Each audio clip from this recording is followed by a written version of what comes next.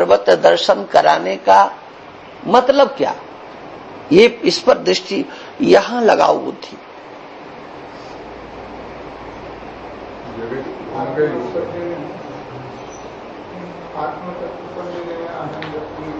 हाँ बिल्कुल 100% यही उत्तर है, यही उत्तर है और ये सही उत्तर है। फिर बता दो इनको, यही इसका उत्तर है। तुम अपने को सर्वव्यापक कैसे देखोगे? हम 10 बार इस बात को कह चुके हैं कि आप कुछ भी सुनो लेकिन लेकर के अपने को आओ। तो ब्रह्म सर्वत्र है अस्थि भांति रूप से, अरे तुम फिर किस गड्ढे में जाओगे? इसलिए जो अस्थि भांति प्रियता का स्वरूप बताया गया है वो तुम्हारे चिंतन के लिए मैं सर्वत्र सर्वव्यापक हूं, मेरा ही आश्रय लेकर के सारी सृष्टि चल रही है। तीनों लोक 14 भुवन मेरे आश्रय से चल रहे हैं। इस अस्थि भांति प्रियता में तुम्हारी अपनी व्याप्ति है। मैं ही अस्थि हूं, मैं ही भांति हूं, मैं ही प्रिय हूं और मैं सर्वत्र हूं। इसलिए समग्र व्यवहार का, सारे संसार का, 3 लोक 14 भुवन का अधिष्ठान मैं हूं। ये बात समझने की, लेकिन नहीं अक्कल लगाना, क्योंकि छाती में दर्द होने लगेगा ना ये कहते कहते। तो अरे क्यों है हूं, इसमें क्या कोई मजाक है क्या? मजाक नहीं है, ये सत्य है। तुम जिस किसी को कहोगे उस पर तर्क होगा, और इस तर्क से जो ये समझाया गया है इसको किसी की काटने की हिम्मत नहीं है। दूसरे में तुम्हारी कल्पना होगी, तुम वहां श्रद्धा करके नाक रगड़ो कि हाँ वो तीनों लोकों का स्वामी है, हाँ तीनों लोकों का आश्रय वो है। लेकिन जब आप अस्थि भांति और प्रिय से कहां से लेकर के चले, स्थूल जगत से लेकर के और सूक्ष्म आत्म तत्व तक लेकर के गए हैं, और उसमें कोई विभाजक रेखा नहीं है, जो अस्थि भांति प्रिय एक रूप है, ऐसा मैं हूं। लेकिन क्यों मानोगे आप लोग? हाँ ब्रह्म को मानोगे, हाँ कि ब्रह्म अस्थि भांति प्रिय रूप है।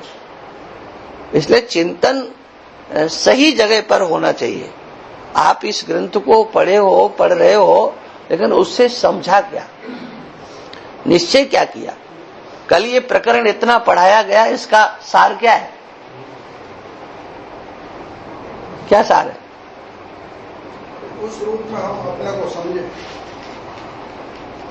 किसी पे एहसान करने के लिए नहीं, ऐसे ही तुम हो, इसके सिवा जो कुछ भी है वो तुम्हारी नासमझी है।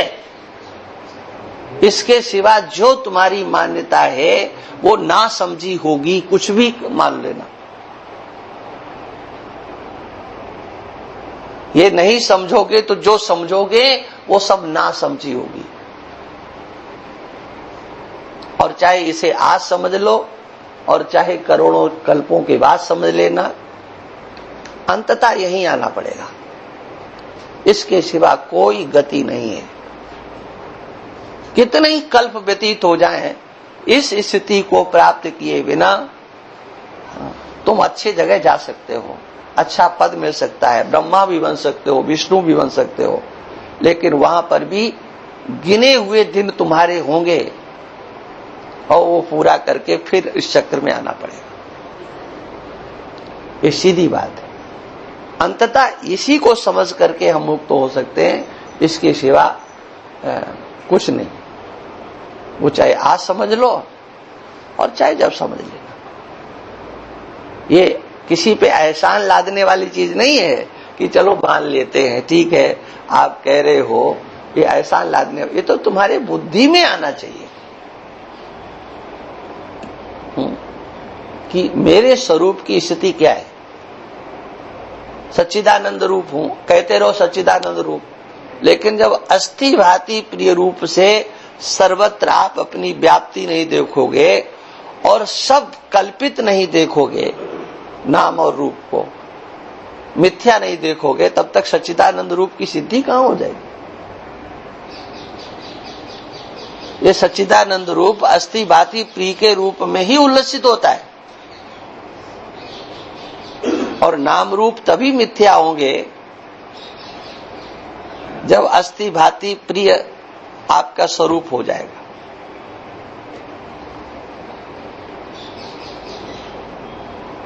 ये है। और कोई बात हो तो बताओ। अच्छा है, चिंतन करना चाहिए, लेकिन मैं बार बार कहता हूं कि जब भी ब्रह्म की चर्चा हो, परमात्मा की चर्चा हो, तो उसे अपने ऊपर लेकर के समझने की चेष्टा करना चाहिए।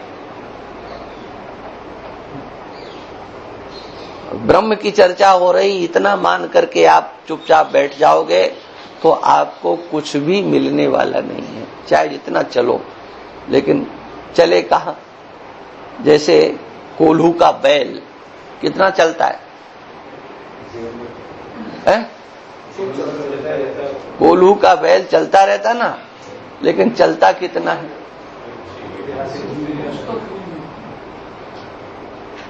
चलता सारी जिंदगी है, लेकिन चलता कहीं नहीं। ऐसे ही हम लोग भी चाहे जितना सुनते रहें, चाहे जितना कोई सुनाता रहे, कोई उसका मूल्य नहीं हो सकता है, हाँ, जब तक हम स्वयं इस पर मेहनत नहीं करेंगे, चिंतन नहीं करेंगे। हर बात को अपने ऊपर लेकर के आना है। हमारी क्या स्थिति है? ब्रह्म तो अस्थि भाति प्रिय के रूप में सर्वव्याप्त है, हम कहां जाएंगे फिर? माने ब्रह्म तो व्याप्त हो गया, वो सच्चिदानंद रूप हो गया, वो अस्थि भाति प्रिय के रूप में, लेकिन हम कहां गए? है ना?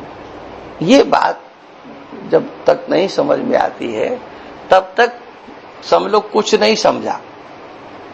उसके संबंध में तुम्हारी धारणाएं बहुत अच्छी हैं, लेकिन अपने संबंध में धारणा अच्छी नहीं है। वो जितनी धारणाएं हैं वो सब बर्बाद करने वाली हैं। चलो ठीक है। ओम नमो ब्रह्मादिभ्यो ब्रह्म विद्या संप्रदाय कर्तृभ्यो वंश ऋषिभ्यो महादिभ्यो नमो गुरुभ्यः। सर्वोपप्लवरहितः प्रज्ञानघनः प्रत्यगर्थो ब्रह्मैवाहमस्मि ब्रह्मैवाहमस्मि। श्रुतिस्मृतिपुराणानाम् आलयं करुणालयं नमामि भगवत्पादं शंकरं शंकरं शंकराचार्यं केशवं वादरायणं सूत्रभाष्यकृतौ वन्दे भगवन्तौ पुनः पुनः। ईश्वरो गुरुरात्मेति मूर्तिभेद विभागिने व्योमवद्व्याप्तदेहाय दक्षिणामूर्तये नमः। प्रशांत भावं शिवमद्वितीयं प्रदायकं मुक्तिमखण्डबोधं प्रणाशकं मोहमदादिदोषां प्रणमामि तं सद्गुरुं वामदेवम्। ओम शांति शांति। कहाँ कितना पृष्ठ पे है भाई?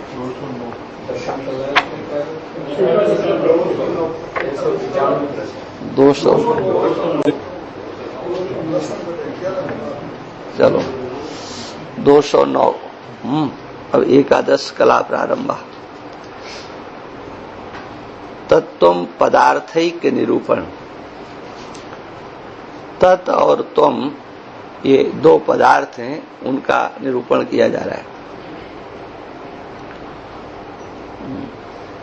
तत् माने वह उसके लिए, परमात्मा के लिए, और तुम पद अपने लिए प्रयुक्त होता है।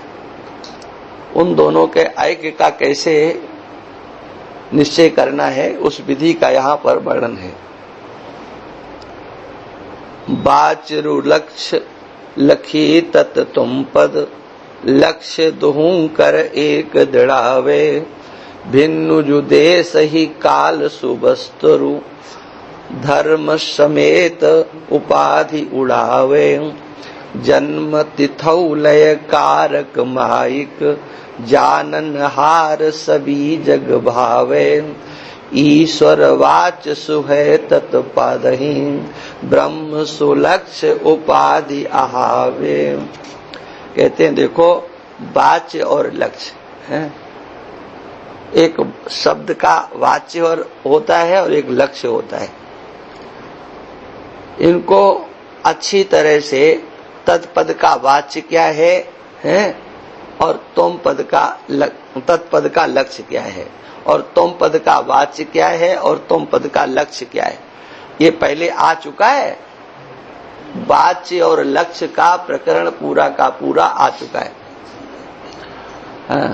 तो वाच्य जो तत्पद है, तोम पद है, इन दोनों का वाच्यर्थ तो बिल्कुल अलग अलग है। तत्पद वाच्य और तोम पद वाच्य, माने तत् वाच्य का अर्थ कहा जाने वाला, तत्पद से जो कहा जाता है, और तोम पद से जो कहा जाता है। तोम पद वाच्य माने तोम शब्द से जो कहा जाता है ना, पद एक शब्द है, और तत् शब्द से जो कहा जाता है। तो तत् शब्द से जो कहा जाता है वाच्य अर्थ अलग है, लेकिन लक्ष्य दुहू कर एक दड़ावे। लक्ष्य दोनों से लक्ष्य एक ही है, किंतु तत्पद का जो देश, जो काल और वस्तु और धर्म समेत उपाधि जो है ना, इनको पृथक कर देना चाहिए। हाँ, तत्पद की स्थिति क्या है? भिन्न जो देश ही काल सुवस्तु रो धर्म समेत उपाधि उड़ावे, जन्म तिथि ले कारक माइक जान नहार सभी जग भावे। देखो, जन्म है, जन्म माने उत्पत्ति करने वाला। इस स्थिति का अर्थ यहाँ पर स्थिति है। स्थिति माने हाँ, लय कारक करने वाला, और मायिक माने माया का स्वामी, जाननहार माने सर्वज्ञ, हाँ, और सब जग को प्यारा लगने वाला, सभी जग भावे हैं। ईश्वर वाच्य सुहे तत्पद ही है ना। इस तत्पद जो है ना, तत्पाद ही, जो तत् और तुम है, इनमें इतने जो ऊपर लक्षण कहे हैं, इस तत्पद का ये वाच्यार्थ होगा। माने तत्पद से कितना अर्थ लिया जाएगा? वह ईश्वर जो इस समग्र सृष्टि की उत्पत्ति करने वाला, स्थिति पालन करने वाला, लय करने वाला, माया का स्वामी है, सबको जानने वाला है, सब उससे प्रेम करने वाले हैं। ये सब क्या है? एक ईश्वर पद का वाच्यार्थ हुआ। तत्पद का इतना अर्थ लेना पड़ेगा। तत्पद माने ईश्वर, और ईश्वर माने क्या?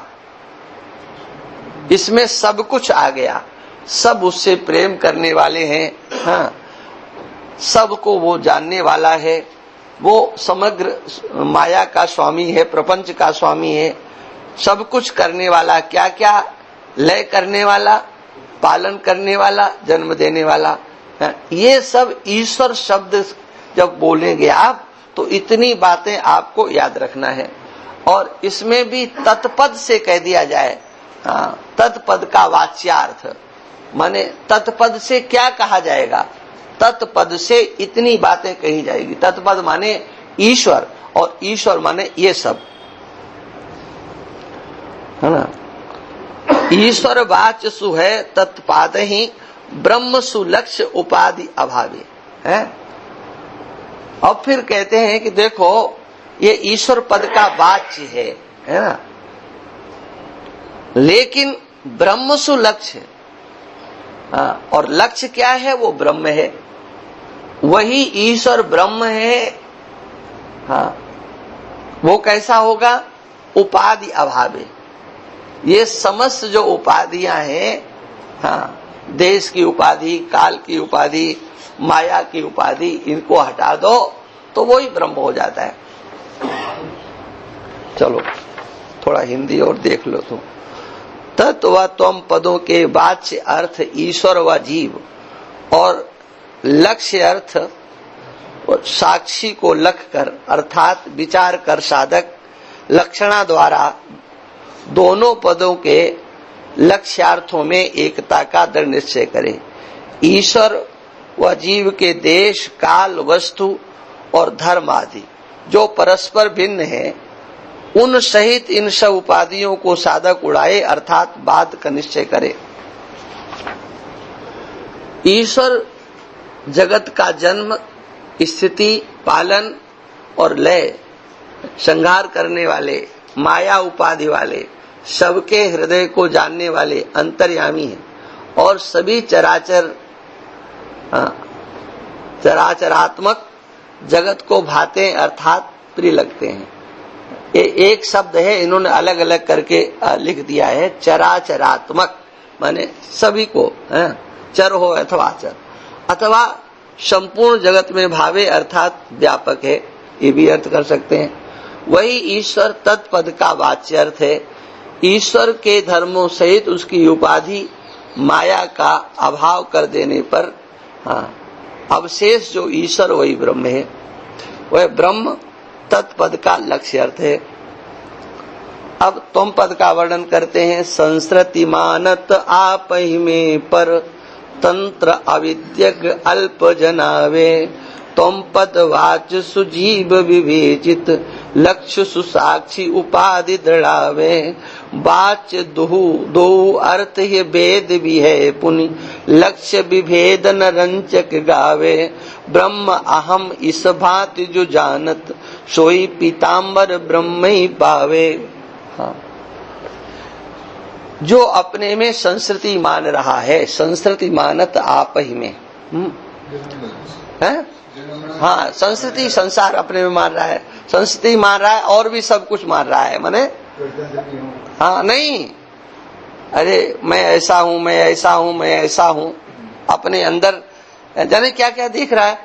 और परतंत्र, हाँ, अविद्या के बसीभूत, हाँ, और अल्प शक्ति वाला, हाँ, ये क्या है? ये तुम पद वाच्य सुजीव विवेचित। ऐसे तुम पद के वाच्य को तुम पद वाच्य, जीव को तुम पद वाच्य कहते हैं।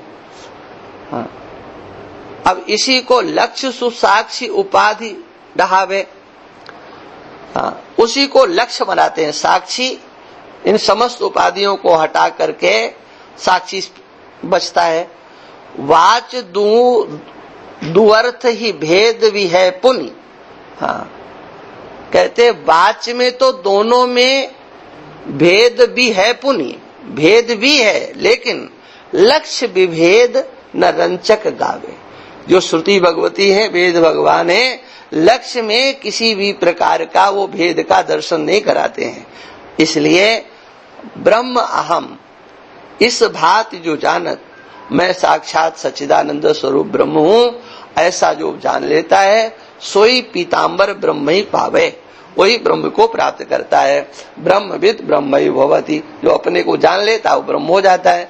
जीव अपने शुद्ध स्वरूप में जन्म मरण रूप संसार, पराधीनता, अविद्या, उपाधिपना, अल्पज्ञता आदि मानता है।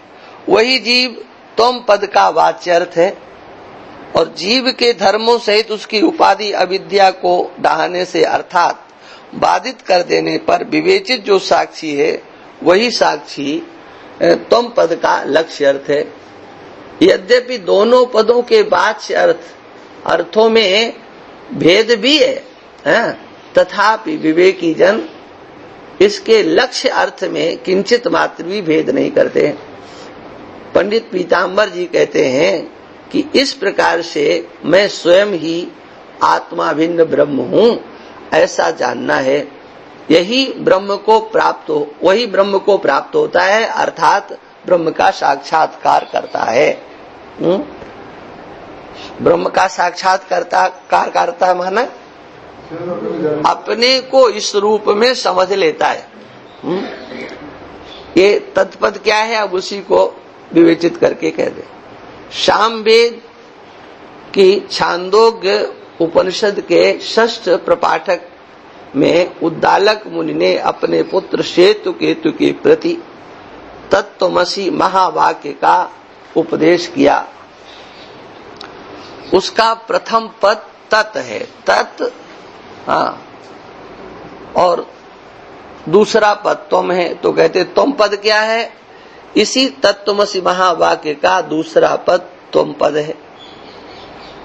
वाच्यार्थ और लक्ष्यार्थ किसको कहते हैं? शब्द के अर्थ के साथ जो संबंध है उसे शब्द की वृत्ति कहते हैं। वह वृत्ति दो प्रकार की होती है, एक शक्ति वृत्ति होती है और दूसरी लक्षणा वृत्ति होती है। शक्ति वृत्ति माने आपने कोई शब्द बोला और उसका तुरंत आपको ज्ञान हो गया, हाँ, कि इस शब्द का अर्थ क्या है, इतना, हाँ, तुरंत ज्ञान हो गया। तो क्या है, कैसे ज्ञान हुआ? शक्ति वृत्ति से ज्ञान हुआ, शब्द की शक्ति वृत्ति से। जैसे बोल दिया मोबाइल, अब आपको अगर उसका ज्ञान है, संस्कार पहले से है, तो इस मोबाइल शब्द को सुनते ही उसका समग्र व्यवहार, उसकी आकृति इत्यादि सब आपके दिमाग में आ जाएगी। बोल दिया जैसे घट, तो घट शब्द का उच्चारण करते ही आपको घट, घा और टा, ये दो अक्षर हैं, इन दोनों के प्रयोग करने से इसका क्या अर्थ होगा वो आपके दिमाग में आ गया। इसको क्या बोलते हैं? शक्ति वृत्ति, हाँ। और दूसरी होती है लक्षणा वृत्ति। जहां शक्ति वृत्ति से अर्थ समझ में नहीं आए, बोला तो गया कुछ लेकिन उसका कोई अर्थ ही यहां दिखाई नहीं दे रहा है, तो फिर विचार किया जाता है इसका अर्थ क्या हो सकता है, हाँ। सुन करके और फिर अन्य अर्थ की जो कल्पना है उसको लक्षणा वृत्ति बोलते हैं, हाँ। सुना कुछ गया है और अर्थ उसका कुछ होगा, हाँ। शब्द में अर्थ के ज्ञान करने का सामर्थ्य रूप जो शब्द का अर्थ के साथ साक्षात संबंध है, सो शब्द की शक्ति वृत्ति है। और उसके द्वारा जो अर्थ जाना जाता है उसको शब्द का वाच्यार्थ कहते हैं। आया समझ में? शक्ति वृत्ति, हाँ, और उसका जो संबंध है शब्द के साथ, जैसे घट, तो घट पद ये वाच्य क्या है? हाँ, घटपद वाच्य माने जो उसकी आकृति इत्यादि कहे। अरे घट लिखा है तो आप पढ़ा रहे हैं तो घट, हाँ, तो वो पढ़ाया गया उसको और फिर उसको ये बताया जाएगा ये घा और टा ये शब्द बोल रहे हैं, इसका अर्थ क्या होगा, ये फिर उसके सामने रखा जाएगा, चित्र बना देंगे कि ये क्या होगा, ये वाच्यार्थ। माने घा और टा इन दो अक्षरों के योग से उच्चारित जो शब्द है उसका विषय क्या होगा, हाँ, जो कहा गया उसका अर्थ क्या है, ये इसी को, हाँ, शक्यर्थ भी कहते हैं, है ना। देखो कहीं कहीं पर जब आप लोग विचार सागर या पंचदशी इत्यादि देखोगे तो यहाँ पर वाच्यार्थ को ही शक्यार्थ बोल देते हैं। कुछ लोग जो होते हैं ना, अब नहीं जानते हैं और कोई वक्ता बोल रहा है तो वो शक्यार्थ कह के निकल जाएगा, है ना। और मुख्य अर्थ भी कहते हैं, हाँ। शक्ति वृत्ति से जाने हुए पर्यायवाची शब्द है, तीनों याद कर लेना चाहिए, है ना। वाच्यार्थ, शक्यार्थ और मुख्यार्थ, क्योंकि आगे के ग्रंथों में कभी पढ़ोगे तो ये शब्द आएंगे, ये वाच्यार्थ नहीं आएगा, शक्यार्थ आ सकता है, मुख्यार्थ आ सकता है और वाच्यार्थ भी आ सकता है, लेकिन इन तीनों का अर्थ एक ही है। शक्ति वृत्ति से जाने हुए अर्थ द्वारा जो शब्द का अर्थ के साथ परंपरा रूप संबंध है सो शब्द की लक्षणा वृत्ति है, और इसके द्वारा जो अर्थ जाना जाता है उसे शब्द का लक्ष्यार्थ कहते हैं।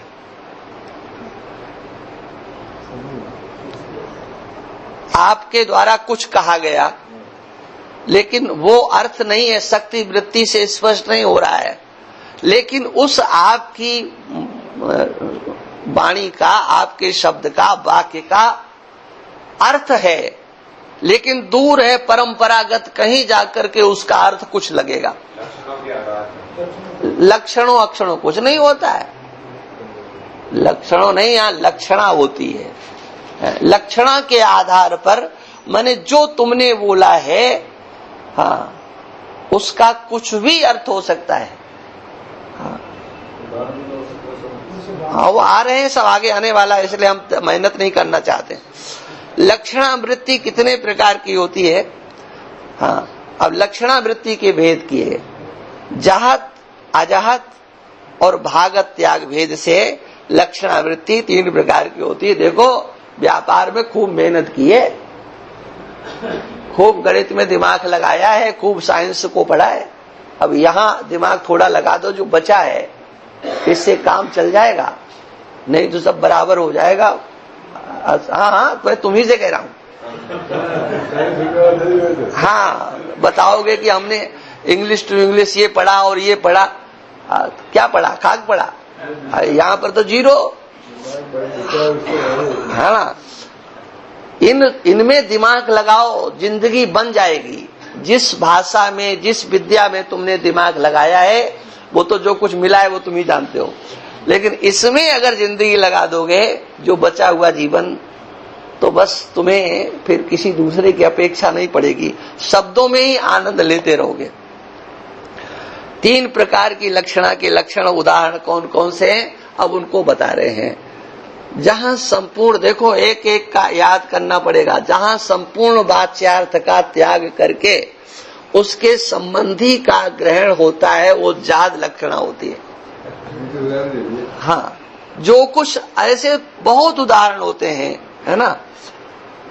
देखो, ये तो लिखा है, वो तो तुम अपने घर में इन लक्षणाओं का कितना प्रयोग करते हो। किसी के ऊपर नाराज होते हो तो कहते जाओ कुएं में गिरो जा करके, है ना, जहर खा लो, ऐसे शब्दों का प्रयोग करते कि नहीं करते? हाँ, मतलब क्या? आप जिसको ये बोल रहे हो कि कुएं में जाके गिरो, हाँ, आप उसको रोक रहे हो कि वहां नहीं जाओ, हैं, और वो नहीं मान रहा है, तो ये शब्द आप उसके लिए प्रयोग करते हो। नहीं मानते हो तो जाओ भाड़ में, जाओ कुएं में गिरो। तो भाड़ में जाओ और कुएं में गिरो। अगर वो लड़का भाड़ में कूदने लगे, कुएं में गिरने लगे, तो क्या क्या करोगे? बचाएंगे ना। तो मतलब क्या हुआ? आप बोल क्यों रहे हो? उसका अर्थ क्या है? माने बोल तो तुम रहे हो कुएं में जाकर के गिरो, किसी को रोक रहे हो कि तुम ये चीज मत खाओ, ये मत खाओ, और वो नहीं मान रहा है, तो गुस्सा में यही कह दे, सीधे सीधे जहर क्यों नहीं खा लेते हो? मैंने ये चीज खा रहे हो, इससे तो अच्छा जहर खा लो। तो अब क्या आप उसको जहर खिलाना चाहते हो? वाक्य का अर्थ क्या निकल रहा है कि जहर खा लो। सीधे तो वाच्यार्थ क्या है? जहर खा लो। लेकिन किस अर्थ से वो बात कही जा रही है? तो लक्षणा से अर्थ निकलेगा कि इसका जहर खाने में तात्पर्य नहीं है, जो खा रहा है उसके निषेध में तात्पर्य है। कुआं में गिरने के लिए नहीं कहा जा रहा है, जहां जा रहा है वहां रोकने में तात्पर्य है।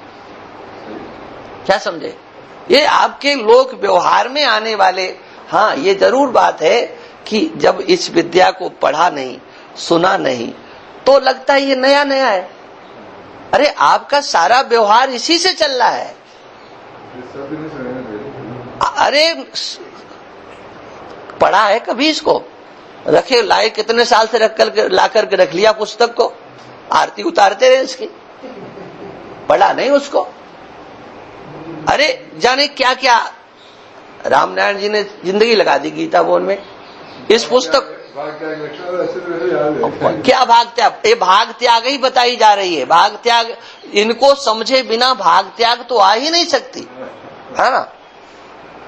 अब क्या है, ये तुम्हारे व्यवहार में काम आ रहे शब्द हैं, है ना। कहे कुछ रहे हो और उसका अर्थ कुछ होता है, लेकिन ये नहीं जानते कि हम लक्षणा का प्रयोग कर रहे हैं, है ना। अब देखो इसमें क्या कहते हैं, जैसे किसी पुरुष ने किसी से पूछा कि गाय का बाड़ा कहाँ पर है, हाँ, तो उसने कहा कि गंगा में गाय का बाड़ा है। यहां पर जो मैं शब्द आया है ना, इसकी जगह पर शब्द होना चाहिए। होता क्या है देखो, मैं बता दूं क्यों। ये हिंदी की पुस्तकों में ये गड़बड़ मिल जाती है।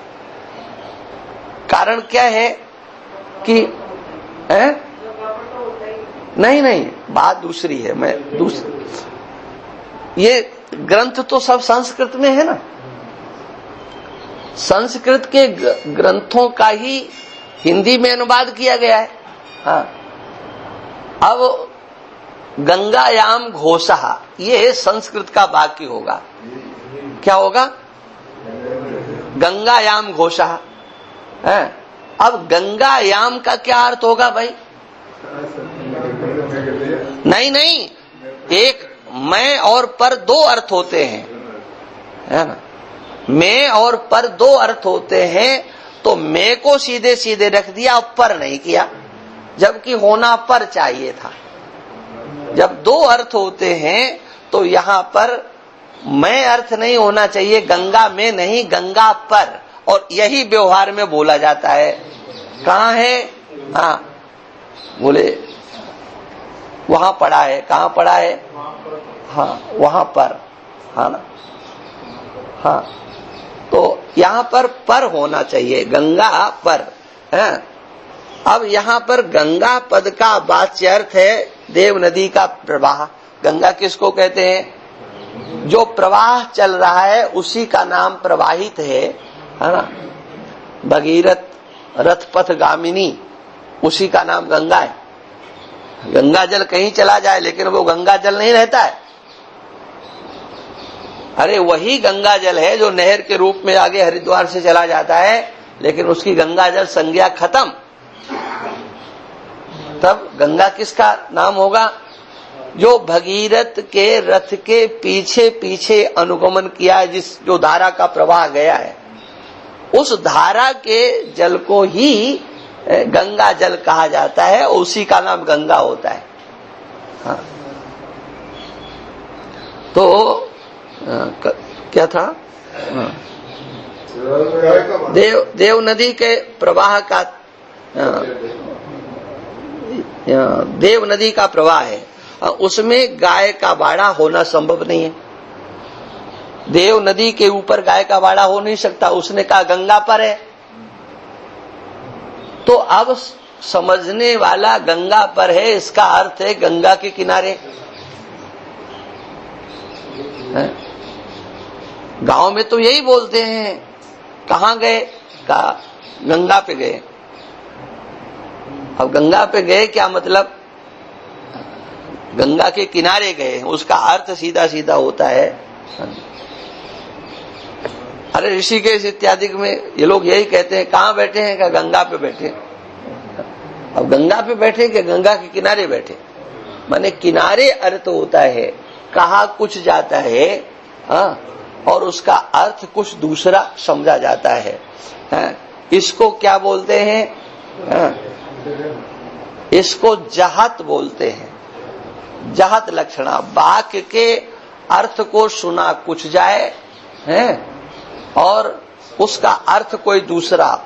और जहत का अर्थ होता है त्याग। जहत का अर्थ क्या होता है? त्याग। किसका त्याग किया?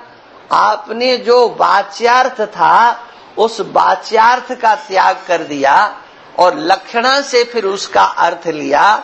तो वाच्यार्थ का पूरा त्याग करने से इसको जहद लक्षणा कहा जाता है। कितना त्याग किया आपने? वाच्यार्थ गंगा पर है?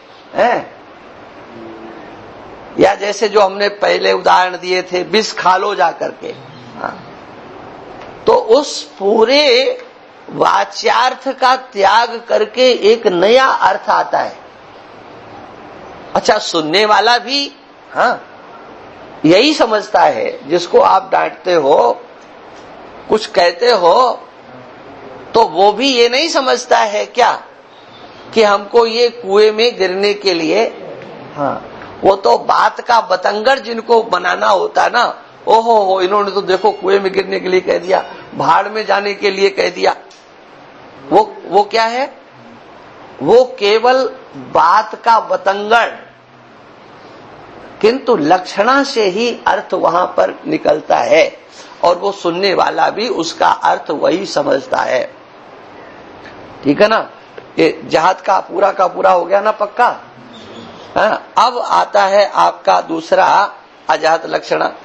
तो जहां वाच्य अर्थ का त्याग न करके उस अर्थ के साथ साथ उसके संबंधी का भी ग्रहण होता है, सो अजात लक्षणा है ना?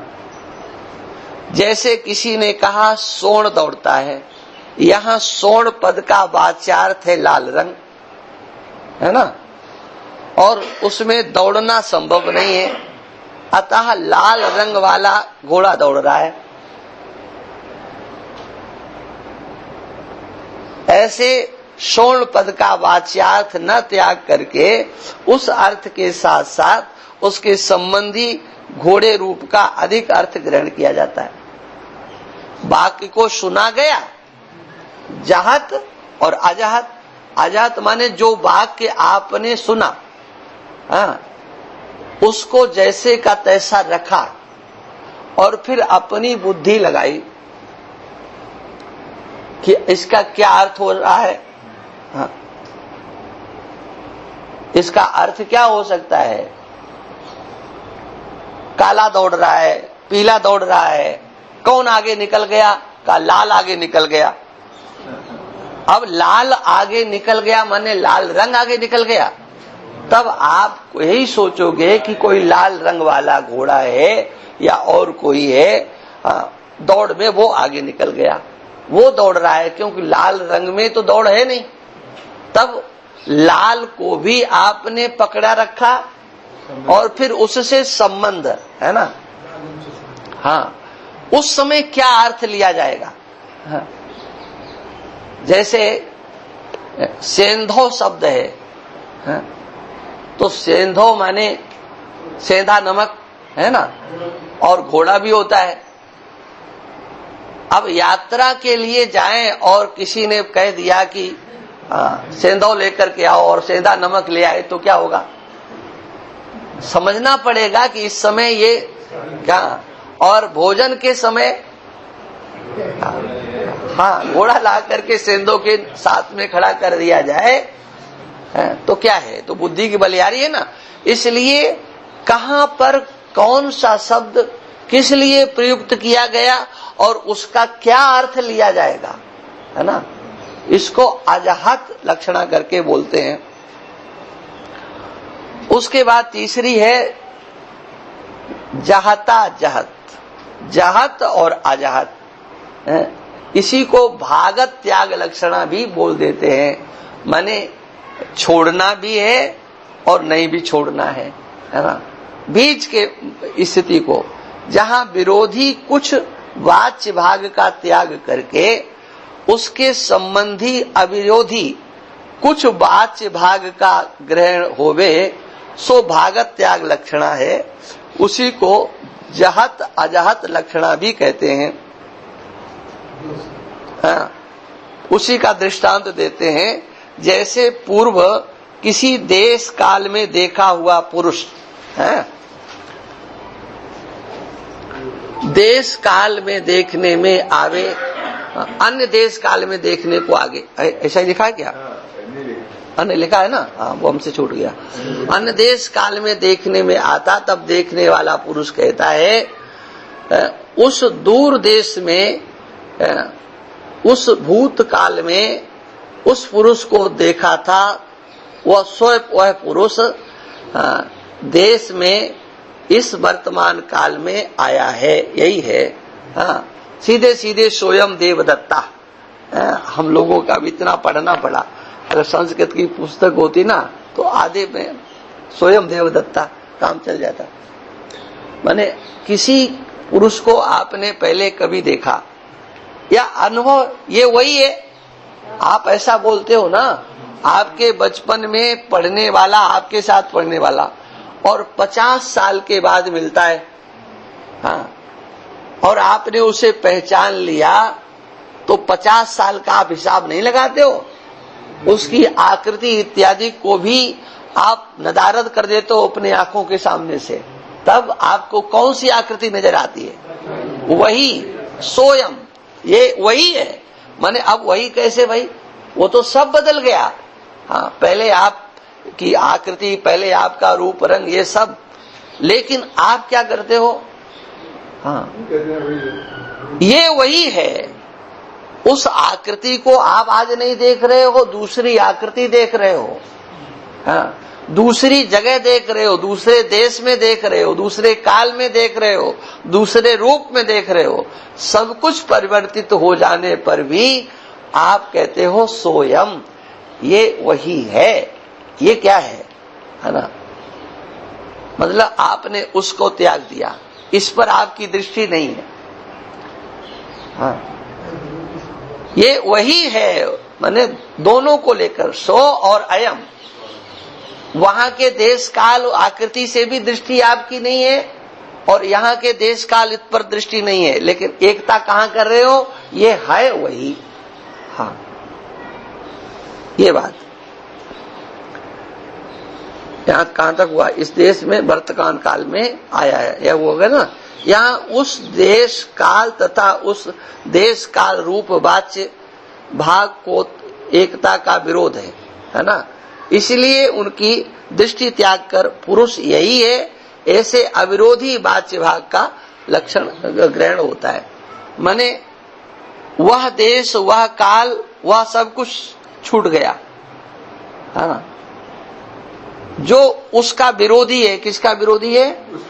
उस काल का। उस वहां से आज कुछ नहीं दिखाई पड़ रहा है, वो अवस्था नहीं दिखाई पड़ रही है, वो शरीर की आकृति नहीं दिखाई पड़ रही है, वो वेशभूषा नहीं दिखाई पड़ रही है ना। तो वह यही है ना। वह यही में विरोधी क्या क्या है? वो देश काल अवस्था इत्यादि। तो उन सबको त्याग करके जो आपके सामने प्रत्यक्ष है उसमें आप धारणा करते हो, ये वही है। 3 प्रकार की लक्षणा में से महावाक्य में कौन सी लक्षणा संभव है? अब यहाँ पर कहते हैं कि महावाक्य में कौन सी, जाद होगी कि आजाद होगी कि ज्यादा जहाद होगी? तो कहते देखो, जहां जहाद लक्षणा होती है वहां संपूर्ण वाच्यार्थ का त्याग होता है। ये पहचान है। यदि महावाक्य में जहाद लक्षणा माने तो तत्व व तम पदों के वाच्य अर्थों में प्रविष्ट ब्रह्म चैतन्य और साक्षी चैतन्य का त्याग हो जाएगा। ठीक है ना? वाच्यार्थ का पूरा त्याग होता है ना। किसमें? जाहत में। कोई अन्य ही अर्थ लेना होगा, और जब अन्य अर्थ लोगे तो क्या लोगे? तो ये इसका त्याग हो जाएगा। और उससे भिन्न असत जड़ दुख रूप प्रपंच का ग्रहण करना होगा, अथवा समष्टि वृष्टि प्रपंच रूप उपाधि विशेषण रूप वाच्य भाग का भी चेतन के साथ साथ त्याग करने से अवशेष रहा शून्य उसका ग्रहण हो जाएगा। इससे महा अनर्थ की प्राप्ति होगी और पुरुषार्थ की सिद्धि होगी नहीं। इसलिए महावाक्य में जाद लक्षणा नहीं है। जो अजहद लक्षणा है ना, वो तो आपने सुन ही लिया। अजहद लक्षणा का एक उदाहरण और देते हैं, बहुत मोटा मोटा। किसी को कहा किसी माता ने दही बिलो रही थी तो उसने अपने बच्चे से कहा, देखो मैं थोड़ा काम करने जा रही हूँ, काके ब्यो दधि रक्षताम, कोई कौवा ना आ जाए, कौवे से दही की रक्षा करना, इसको संभालना। तो अब कौवे से ही संभालना और कुत्ता बिल्ली आए तो उसे नहीं बचाना। माने दधि रक्षताम ये लक्ष्य है, दही की रक्षा करना है ना। दही का नुकसान करने वाला कोई भी है उस सब से रक्षा करना है। लेकिन कहा क्या गया, कौवे का ध्यान रखना। तो अब कोई ऐसा समझदार हो कि कौवे का तो ध्यान रख के अन्य का ध्यान नहीं रखे तो उसकी समझदारी है ना। और पूछने पे कह दे क्या, हाँ आपकी आज्ञा का पालन हुआ है, हाँ कौवा कोई नहीं आया है ना। ये अजहत लक्षणा माने जो कहा जाए उससे अधिक अर्थ का ग्रहण करना, अजहत लक्षणा है ना।